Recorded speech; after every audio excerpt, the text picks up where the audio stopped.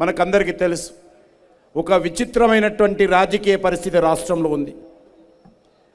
గతంలో కూడా 5 సంవత్సరాలు పరిపాలించాలని టీఆర్ఎస్ పార్టీకి తెలంగాణ ప్రజలు అవకాశం ఇస్తే 5 సంవత్సరాలు పరిపాలించకుండా పార్లమెంట్ ఎన్నికలతో పాటే శాసనసభ ఎన్నికలు జరిగితే భారతీయ జనతా పార్టీ తెలంగాణలో అధికారం వస్తుందనేటువంటి భయంతో ఆ రోజు పార్లమెంట్ కంటే ముందే ఎన్నికలు నిర్వహించడం జరిగింది. మీకు అందరికీ మనవి చేస్తున్నాను, గత పార్లమెంట్ ఎన్నికల్లో కూడా ఈ రాష్ట్రంలో మరి 17 సీట్లుంటే కాంగ్రెస్ పార్టీ కొన్ని సీట్లు, భారతీయ జనతా పార్టీ 4 సీట్లు, మొత్తం 8 సీట్లలో టీఆర్ఎస్ పార్టీ ఓడిపోయింది. టీఆర్ఎస్ పార్టీ గెలిచింది 9 సీట్లే గత పార్లమెంట్ ఎన్నికల్లో.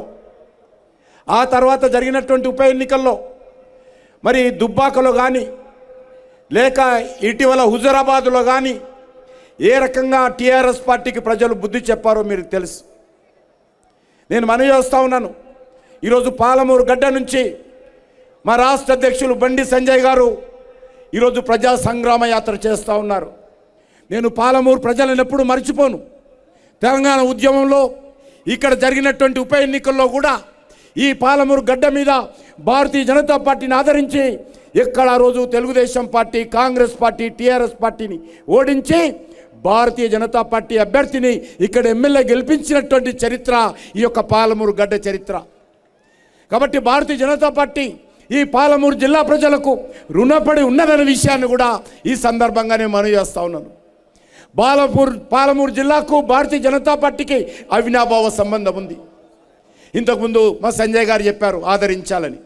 నాకు పూర్తి విశ్వాసం ఉంది, రానున్న రోజుల్లో ఈ పాలమూరు ప్రజలు భారతీయ జనతా పార్టీని తప్పకుండా ఆదరిస్తారు. ఒక విచిత్రమైనటువంటి పరిస్థితి రాష్ట్రంలో ఉంది.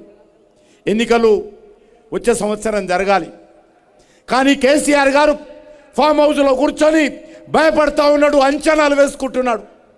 ఎన్నికలు 23 జరిగితే టీఆర్ఎస్ పార్టీ ఓడిపోతుందేమో, నా కొడుకు ముఖ్యమంత్రి కాడేమో అనేటువంటి భయము ఈరోజు టీఆర్ఎస్ పార్టీలో ఉంది.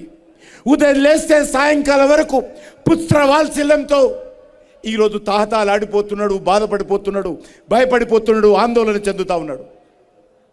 అందుకే ఈరోజు కొడుకునే రకంగానైనా ముఖ్యమంత్రి చేయాలని ఈరోజు భారతీయ జనతా పార్టీ మీద కక్ష కట్టాడు. ఈరోజు ఒక పథకం ప్రకారము